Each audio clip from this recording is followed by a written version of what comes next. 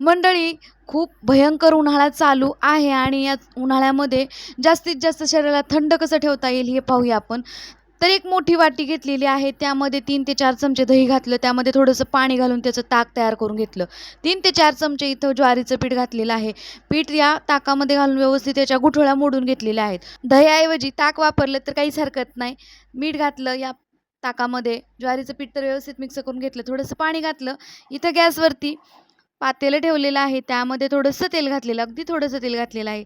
4-5 लसूण पाकळ्या ठेचून घातलेल्या आहेत आणि 2च इथे हिरव्या मिरच्या आहे अशा ठेचलेल्या आहेत, कारण या हिरवी मिरचीची टेस्ट या आंबीलमध्ये मस्त अशी उतरते. तर हो, उन्हाळ्यामध्ये शरीराला थंड ठेवण्यासाठी असं ज्वारीचं आंबील नक्की करून प्या. वरून थोडीशी कोथिंबीर पावडर घातलेली आहे. मस्त असं आंबील 1-2 मिनटं शिजवून घ्यायचं. थंड झाल्यावरती हे प्यायला द्यायचं. लहान मुलांसाठी अतिशय पौष्टिक आहे बरं का मंडळी. डिटेल रेसिपी पाहायची असेल तर त्रिकोणावर क्लिक करा. तर